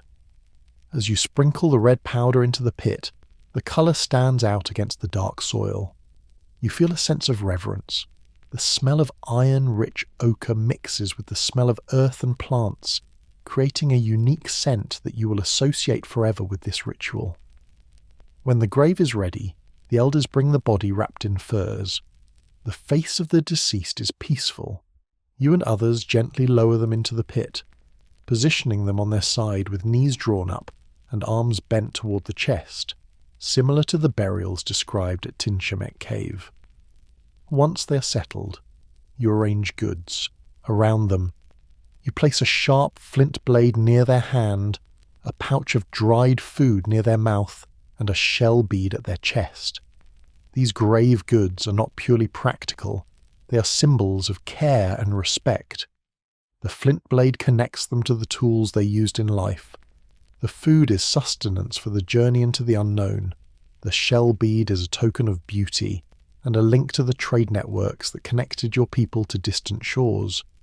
You sprinkle more ochre over the body and watch as the red dust settles like a blanket. Another elder kneels and sings softly. The words are simple and repetitive, a soothing chant that speaks of returning to the earth and joining the ancestors. You join in, your voice blending with the others. Singing together, you feel your breathing slow. The chanter's rhythm aligns your heartbeats. The mood is calm, almost hopeful. You think of the 7,500 ochre fragments found at Tinchamet Cave and the care with which early humans collected and placed them. This knowledge deepens your appreciation for the ritual you are performing. The Elderess song floats through the trees, mingling with bird song and the rustle of leaves. Your fingers are stained red, and the scent of ochre clings to your skin. These sensory impressions anchor you in the moment. When the burial is complete, visitors from a neighbouring band arrive. They have come to pay their respects. They bring small gifts, chunks of ochre from a distant source, a carved bone, a bundle of dried herbs. You recognise this pattern from archaeological observations. Burial practices and tools were shared across different human groups, suggesting cultural interaction and knowledge exchange. The visitor's presence reminds you that such rituals were not isolated. In the Middle Paleolithic, groups of Neanderthals, Homo sapiens and hybrids in the Levant adopted similar burial practices, using the same centripetal Levallois stone tool technology and placing bodies in similar positions. This shared behaviour points to cultural connections that transcended biological differences. In your own experience, you see how rituals strengthen ties with other bands. People from different backgrounds come together to grieve and to celebrate the life of the deceased. They share stories of the departed and exchange news about hunts and weather. Through this ritual, bonds are maintained and knowledge spreads. After the visitors have offered their gifts and words, everyone sits in a circle around the grave. The pit is now covered with soil. A mound rises, and on top you place stones to mark the spot. Around the mound you arrange branches and flowers. You feel a sense of completion, but not finality. The memory of the elder will live on in your community stories. As the sun sets, the group remains together, sharing a meal and singing more songs. You taste roasted meat and herbs. The smoke from the fire carries the smell of cooking and the scent of fresh earth. The conversation turns to the cycles of life, the changing of seasons and the importance of passing knowledge to the young. You feel warm and secure, surrounded by people who love and support you. The experience of burial has strengthened your sense of connection to your ancestors, your community and the land. Later, as night falls, you lie beside the fire and reflect on the day. The images of the burial digging the pit, sprinkling ochre, placing gifts float through your mind. You recall the story of how early humans at Tinchamet Cave did the same thousands of years ago. Knowing that your practice is part of a deep tradition brings comfort. You understand that death is not an end but a transformation. The body returns to the earth and the spirit joins the ancestors. The knowledge and skills of the person who passed will continue in the community. You close your eyes and listen to the crackle of the fire and the quiet breathing of those around you. Your breathing slows to match the rhythm of the night. You repeat your mantra softly, slowly, gently once again. The words soothe you. You feel the warmth of the fire on your face and the cool earth beneath your back. Sleep comes easily, carrying you on a gentle current. In the deep hours of the night, as you lie by the fire, your mind drifts to the origins of the skills you have learned. You picture the earlier stone tools the simple flakes struck from a core more than 2.6 million years ago. Those old Darwin tools were humble beginnings. With time, humans learned to shape hand axes with symmetrical edges, scrapers for hides, and points for spears. They discovered that heating stone could change its properties, making it easier to work. They learned to use hammerstones to remove long, thin flakes. Each innovation was like a spark, illuminating a new path. These sparks did not occur at once. They were scattered across generations, shared by elders with patience and care. Lying quietly, you see in your mind the chain of hands that passed these skills along. You feel gratitude for the ancestors who experimented, failed, tried again, and eventually succeeded. Their persistence laid the foundation for everything you now know. As you recall these inventions, you also remember the long nights spent watching elders knap flint. The rhythm of their strikes became a lullaby. You think of how you learned to feel the stone with your fingers, to sense the right angle and pressure needed to detach a flake. You remember the first time you made a sharp blade and the pride you felt. These memories are soothing. They remind you that learning is a process of small steps repeated over and over. The mantra you whisper now slowly, gently once again echoes the learning process itself.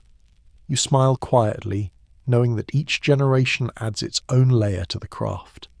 One day, you will teach someone else, and they will carry the knowledge forward. Morning arrives with a golden light. The air is crisp and dew sparkles on the grass. Young children gather around you, their eyes bright with curiosity. They want to learn how to shape stone, how to make a fire, how to use plants for medicine. You feel a gentle responsibility. You lead them to a flat rock and lay out the materials, a core of flint, a hammerstone, some sinew and resin. You show them how to strike the core at the right angle. The first attempt produces a small flake. There are gasps and giggles. You explain that even the smallest flake can be useful for scraping hides, cutting meat, sharpening sticks. Then you demonstrate how to turn a flake into a scraper by pressure flaking the edges. Each child takes a turn, their small hands awkward at first. You encourage them, reminding them to be patient and gentle. You tell them stories about. They listen with wide eyes. You explain that those artisans shaped stone all day, creating tools that would travel thousands of miles. Between demonstrations, you pause to let the children feel the materials. You allow them to run their fingers over the smooth surface of the core and the sharp edge of a flake. You let them smell the resin and watch as you heat it gently to attach a blade to a wooden shaft. You emphasize that patience and respect are crucial. Slowly, gently once again, you say, guiding them through each step. Their movements become more confident. Their faces light up when they succeed. Teaching is rewarding. It feels like planting seeds. You know that not all seeds will sprout, but with care many will. The knowledge you share will take root in different ways, adapted to new circumstances and needs. Some children may become master nappers, others may become healers or storytellers. What matters is that they carry the values of attentiveness, collaboration, and respect for the natural world. Later in the day, while you sit by the river sharpening a tool, your mind wanders beyond the present. You wonder about the future of stone tools. One of the elders mentions that in some distant places, people have begun to shape metals. Copper, then bronze, then iron will eventually replace stone as the material of choice for tools. The idea is exciting and a little sad. You love the feel of stone, the sound it makes when struck, the simplicity of its transformation. Yet you understand that change is natural. Stone tools have served humanity well for millions of years. They enable migration, hunting, shelter building, trade, art and healing. They form the backbone of survival. Even when new materials arise, the principles learned from stone patience, observation, respect for materials will remain relevant. You think about how agriculture might transform life. People might settle in one place, plant seeds, domesticate animals. There will be new tools, hoes, sickles, grinding stones.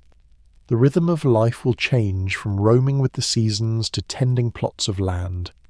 It may bring stability but also new challenges, such as disease and conflict over territory. You wonder if people will remember the skills of nomadic life, the ability to read weather, track animals, gather wild plants, and share with neighbouring bands. You hope that even as new technologies emerge, your descendants will still know how to strike a spark from flint, how to listen to the wind, how to respect the spirits of the land. Thinking about the future makes you appreciate the present. The river flows steadily, reflecting sunlight. Birds call overhead. You take a deep breath and feel content. That evening, as the sun dips below the horizon, your community gathers for a final celebration of the season. There is food, music, and storytelling. Elders recount tales of how stone tools evolved from simple flakes to complex blades and bone needles. They speak of the artistry of cave paintings and the haunting sound of ancient flutes. They remind everyone of the importance of exchange and friendship with other bands. The stories weave together like threads, connecting the past, present, and future. As you listen, you feel a profound sense of gratitude. You realize that the story of stone tools is not just about objects, but about people, about how humans learn to collaborate, to communicate, and to create. The lost skills that built the first stone tools are not lost at all. They live on in your hands and in the knowledge you share. They live on in the quiet rituals of daily life, in the art on cave walls and in the songs played on bone flutes. They live on in the careful placement of a body in a grave and the gentle exchange of goods by a riverbank. You close your eyes and whisper, slowly, gently once again. The mantra carries you into a deep, restful state. The glow of the fire fades, the stars emerge, and you know that tomorrow will bring new stories, but the wisdom of the past will remain, guiding you and your descendants through the ages. On another night, after a day of travel and trade, you gather with your companions around a fire. The sky above is clear, stars scattered like a handful of seeds thrown across black velvet. The Milky Way stretches in a luminous band, and the moon hangs low, casting a soft glow. The flames crackle gently, sending sparks upward. As the firelight flickers over faces and furs, an elder begins to speak. Their voice is low and rhythmic, almost a chant. They tell a story of how the first stone tools were made, how a person in the deep past struck one stone against another and watched a sharp flake fall. In the story, the flake spoke, saying, "Use me to cut and I will help you survive." The person listened, and thus began the partnership between humans and stone. You listen, mesmerized. You can almost see the scene. The figure crouching by the river, the spark of understanding flashing like light across their mind. The elder describes how each innovation, a hand axe, a scraper, a blade, was given to humans by the spirits of stone, who whispered knowledge in dreams. The narrative is rich with imagery, yet the language is simple. It conveys the idea that tools are not merely objects, but gifts with personalities and intentions. As the story unfolds, you feel a warm sense of connection. The myth ties you to the natural world and to your ancestors. It reinforces the respect with which you handle tools, whether they are flakes of obsidian or bone flutes. The Elderess story weaves in details of actual history. They mention that when the first crosshatched patterns were drawn on stone, the people believed they were drawing pathways for spirits. They recount how the early carvings of animals and human forms served as reminders of relationships between people, animals, and the unseen world. They even refer to the use of red ochre in burials as a symbol of life and rebirth. By intertwining myth with facts, the elder makes knowledge memorable. For you, listening in the firelight, history becomes alive. The crackle of flames, the scent of smoke and resin, and the cool night air all contribute to the experience. You wrap your fur more tightly around your shoulders and lean closer to the fire. The warmth on your face contrasts with the chill at your back. You feel safe and open to the story's rhythm. At intervals, the elder pauses, and you whisper quietly, slowly, gently once again. The mantra blends with the storytelling, creating a gentle pulse that helps the narrative sink deep into your mind. Another evening, you witness a different kind of story, a ritual enacted by the community's healer.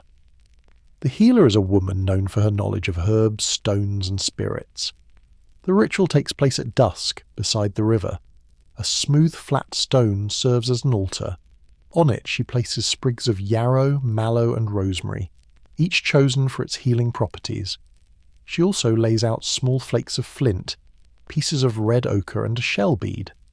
The healer lights a small fire and uses a hollow bone of flute similar to the ancient Divya Babe instrument to produce a low, resonant note. The sound reverberates over the water, echoing off the trees. You feel the vibration in your chest. Everyone present closes their eyes and breathes in time with the music. The healer begins to chant, invoking the spirits of plants and stones. Her words are simple and repetitive, a form of song. She speaks of how red ochre carries life force, how flint sparks fire, and how plants give their essence to heal wounds and illnesses. She sprinkles bits of ochre into the fire, and the flames flash red. As the ritual continues, you notice the interplay of sensory details. The scent of burning herbs rises into the air, mingling with the smell of river water and damp earth. The colour of the flames changes as different plants are added. The sound of the flute alternates with silence and the healer S voice. At one point she places her hands on the ground and speaks directly to the earth, thanking it for receiving the bodies of ancestors and returning them to the cycle of life. She recalls the earliest burials discovered at Tinchamet Cave and how ochre and grave goods accompanied the dead, her. Words highlight that rituals and beliefs around death are universal and ancient. The community listens attentively. Some sway gently to the rhythm of the chant. Others sit still with eyes closed. You find yourself deeply calm. The ritual makes you aware of the invisible threads that connect all things: people, plants, stones, ancestors, and spirits. It teaches that healing is not just physical, but also spiritual. As the ritual ends, the healer blows out the fire and pours water on the hot stones. Steam rises, carrying the last wisps of scent into the night. The healer smiles softly, and everyone thanks her for the healing and the story she has woven through song. On clear nights, when the air is crisp and the sounds of day have faded, you and your companions often lie on your backs and gaze up at the sky. Without artificial lights, the stars are bright and plentiful. They twinkle and shimmer, forming patterns across the heavens. The Milky Way arches overhead like a luminous river. An elder lies beside you and traces shapes in the sky with their finger. "See those 3 bright stars," they whisper. "They are the 3 sisters who invented fire. And that long band there, that is the path of migrating birds." The elder tells stories associated with each constellation. There is a tale of a hunter who chased a great elk across the sky and never stopped. There is a story of a mother and child who climbed a ladder of stars to escape a flood. These star stories are not just entertainment, they encode practical knowledge. The positions of certain stars indicate seasons and directions. By watching them, you know when to gather specific plants or when to prepare for winter. Although there are no archaeological citations for these particular myths, you sense that looking at the stars has been part of human life for as long as people have existed. The same imagination that created cave paintings and carved figurines likely extended to the sky. The elder mentions that early humans painted abstract shapes on cave walls, as if to mirror the patterns seen above. They say that the red hand stencils could represent people reaching toward the sky. The idea that the heavens inspired art and belief feels plausible and comforting. As you lie there, you hear the soft rustle of leaves, the distant call of an owl, and the quiet breathing of your companions. The earth beneath you is firm. The sky above is vast. You feel a sense of belonging to the universe. The stars appear to move slowly as the night progresses. You focus on your breathing, aligning it with the gentle rotation of the sky. Slowly, gently once again, you say under your breath. The mantra becomes a bridge between your body and the cosmos. When you sleep, you dream. In your dreams, you often return to the same symbols and stories. a cross-hatched pattern drawn in ochre, a red handprint on a cave wall, a flute playing a haunting melody. In one dream, you find yourself deep in a cave, walking toward a faint light. As you approach, you see a group of figures around a fire. Some have the faces of people you know, others have faces painted with red ochre.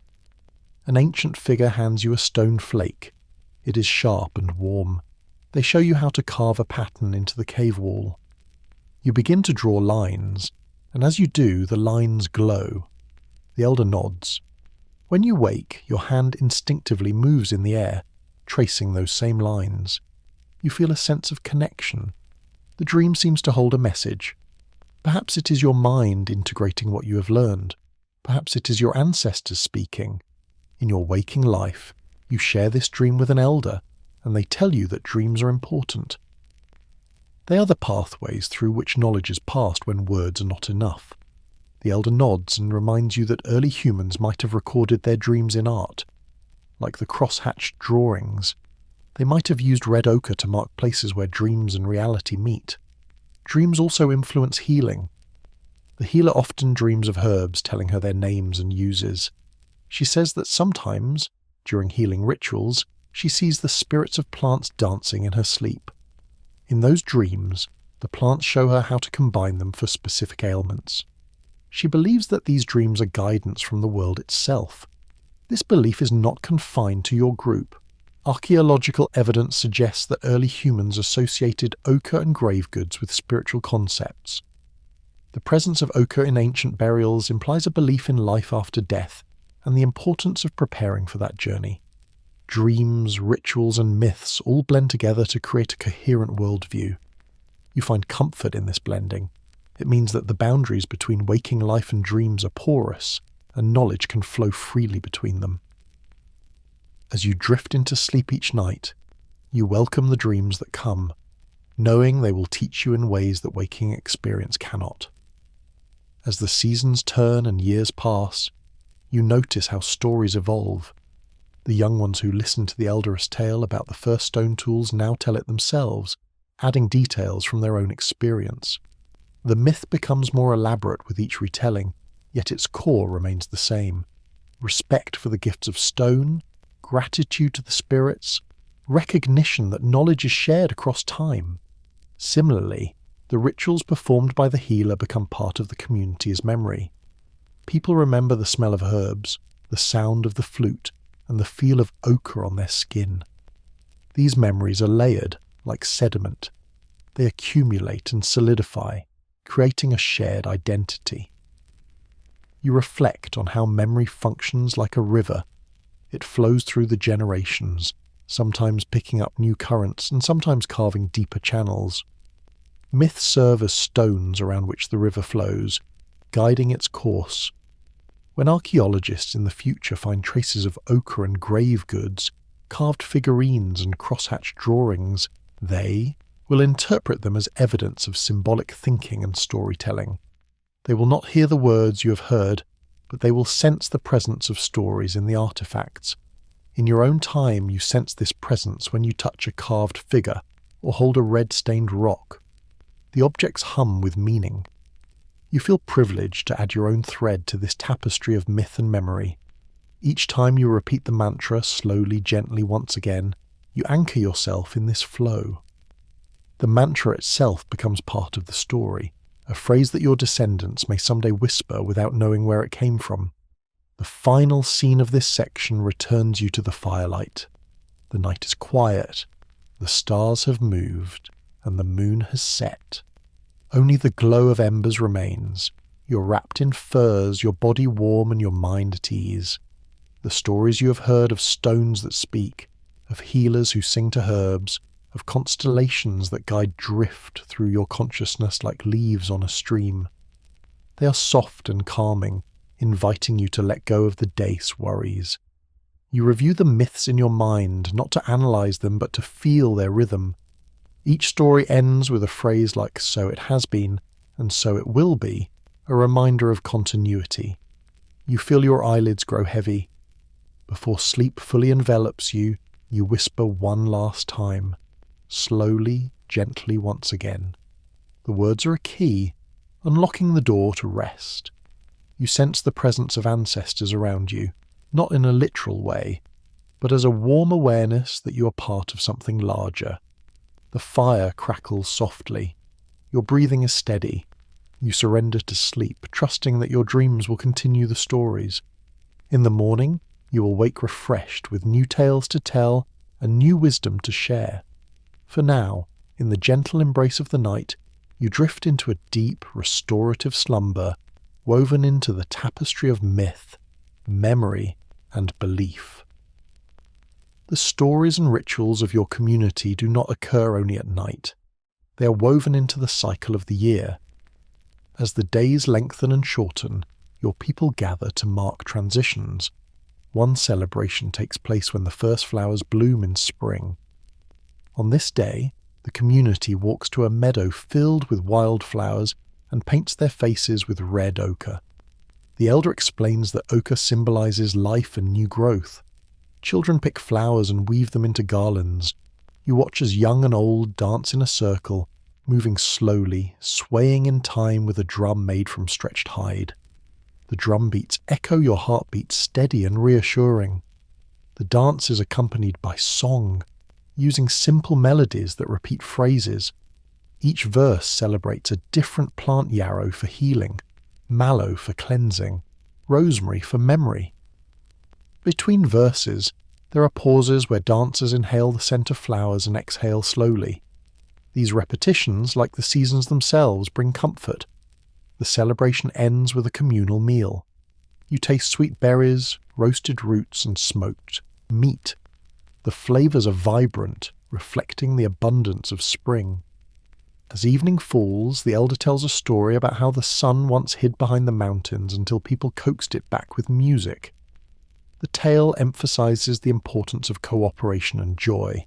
You feel the warmth of the gathering linger in your chest as you whisper, slowly, gently once again, before sleeping. Another important celebration occurs at the height of summer.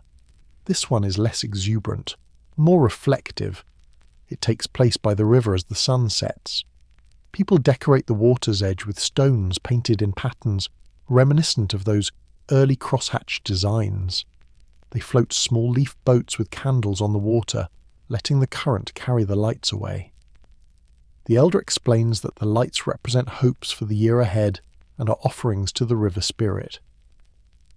As darkness falls, the community sits in quiet contemplation, listening to the gentle rush of water and the distant sound of insects. The calm is broken only by the occasional splash as a fish jumps or a candle boat tips. The scene is tranquil. You watch the lights drift, their reflections shimmering. You feel your breath slow. The elder speaks softly of how water flows endlessly, shaping the land, just as stories flow through generations, shaping memory. The comparison resonates. You realize that celebrations are stories enacted in real time. They allow you to embody myths and reconnect with natural cycles. As the last candle disappears around a bend, you and your companions stand, stretch, and walk back to camp, moving slowly and quietly. The act of walking in silence allows the experience to sink in. That night, the memory of floating lights accompanies you into sleep. Another layer of storytelling involves rites of passage. When a child grows into adolescence, there is a ritual to mark their transition into a new stage of life. The community gathers at dawn. The adolescent stands in front of a circle of elders. They are given a piece of unworked flint and a hammerstone. Their task is to create their first usable tool. You remember when it was your turn, how nervous and excited you felt. The elder instructs the youth to breathe deeply, to feel the stone's weight, and to whisper the mantra, slowly, gently once again. The first strike is tentative, producing a small chip. There is supportive laughter. The youth tries again, and the flake falls cleanly. This moment is symbolic. It reflects the inner transformation. The youth learns patience, focus, and respect for materials. The elders share stories about how early humans developed more complex toolkits, progressing from simple flakes to sophisticated blades and scrapers. They remind everyone that mastery takes time and that each person contributes to the evolution of skills. After the tool is made, the adolescent is led to a decorated rock face and invited to leave their own mark. Some draw a hand stencil, others carve a small symbol. These marks become part of the community's ongoing art gallery, layered over generations. The act mirrors the earliest drawings of lines and shapes. It is a way of saying, I am here, I belong, and I will contribute. The ritual ends with a meal and a communal song. The youth receives a new name, often inspired by an animal or natural phenomenon. They also receive a small pouch containing flint flakes, a piece of ochre, and a tiny bone flute. Each item symbolizes something. Flint for practicality, ochre for spirituality, and the flute for creativity. The combination reinforces the idea that life is balanced when you nurture body, mind, and spirit. The rite of passage is emotional, but the emotions are calm joy, gratitude, a sense of stepping into a new rhythm. You remember your own right and feel a surge of empathy for the new adolescent. The repetition of this ritual over generations strengthens the bonds within the community and ensures that skills and values endure. Your community's myths are rich with animals that act as guides, teachers, and guardians.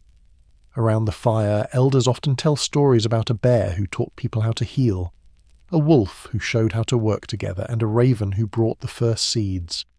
These animal spirits are not worshipped, they are admired and respected. In the story of the bear healer, the bear shows early humans which plants can soothe wounds, and which stones can grind herbs. The bear's claws are said to be the inspiration for the first comb-shaped tools used to shred plant fibers. The story of the wolf emphasizes cooperation. The wolf pack hunts together, and so must humans. The wolf tells humans to share food and care for their young. The raven is a trickster, but also generous. It hides seeds in the ground, teaching humans how to plant. Each animal story carries a lesson about survival, compassion, and community. The elders often link these stories to actual evidence, pointing out how early humans used ochre in burials and art to represent animal spirits. They explain that hand stencils could be prayers to animal guides. You feel a special connection to one animal spirit. Perhaps it is the owl, known for its wisdom and ability to see in the dark. In the owl story, the bird sits on a branch, watching humans strike flint and make fire. The owl blinks slowly, then flies down to pick up a fallen flake. It turns the flake over, examining its edge. The owl then touches the flint to a piece of dry grass, producing a spark. Humans had not yet discovered that flint can create fire. The owl shows them. The story teaches that knowledge sometimes comes from unexpected sources. When you hear this story, you feel gratitude toward animals. You also understand why your community treats animal remains with respect, placing bones near burials, decorating tools with feathers, and thanking animals after hunts. These actions are part of a larger narrative that acknowledges the interconnectedness of life. You whisper your mantra and feel a sense of peace, knowing that animals are allies in the journey of survival. Some myths involve transformation. An elder tells of a time when humans and animals could change forms. In one story, a woman turns into a seal to escape danger, swims across a cold sea, and then returns as a human on a distant shore. There she introduces new types of plants to her people. In another, a man turns into a deer and learns the secrets of moving silently through the forest. These tales highlight adaptability and the fluidity between beings. They also emphasize the importance of listening to other perspectives. When the man returns from his deer form, he teaches people to move slowly and deliberately, to pay attention to sounds and smells.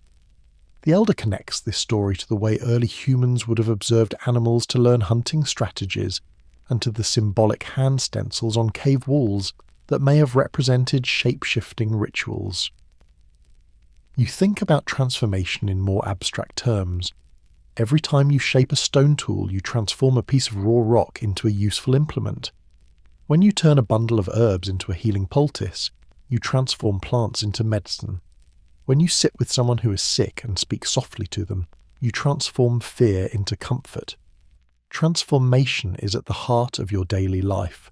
The myths about shape-shifting mirror this process at a spiritual level. They suggest that by understanding another being's perspective, you can change yourself. This idea encourages empathy. It invites you to imagine what it is like to be a plant, an animal, or a stone. As you drift off to sleep after hearing such a story, you may dream of gliding like a fish or soaring like a bird.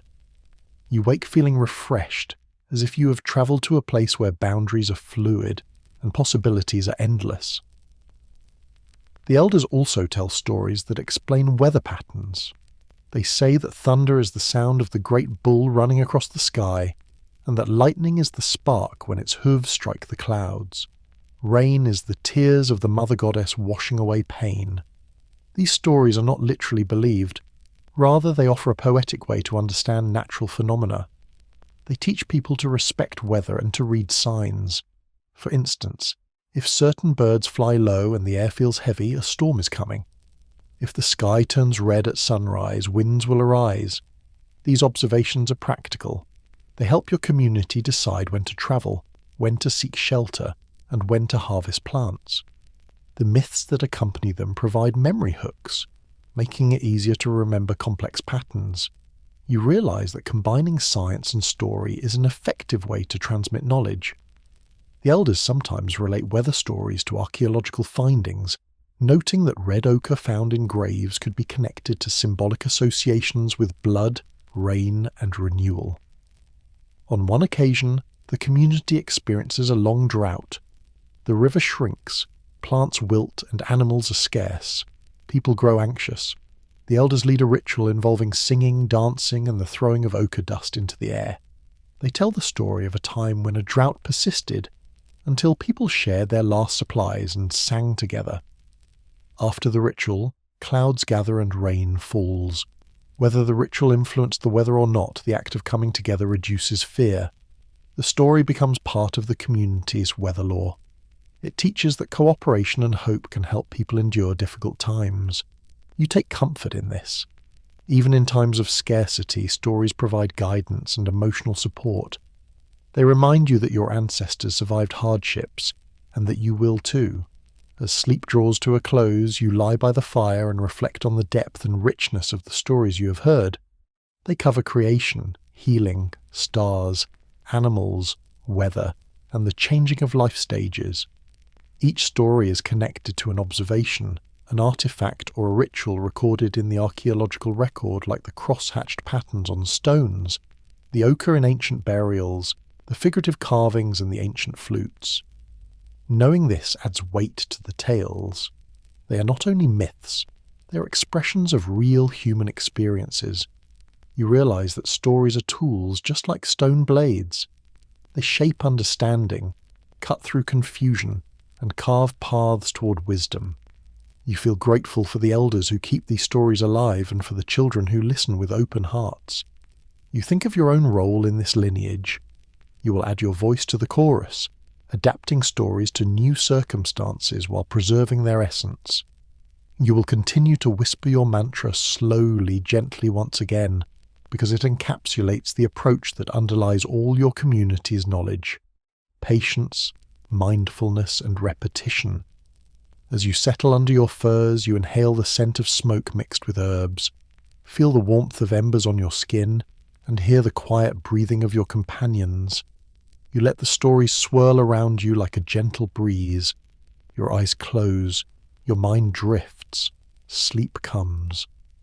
And within that sleep, the myths continue to unfold, weaving you into the fabric of human experience that stretches back to the first stone strike and forward to countless generations yet unborn.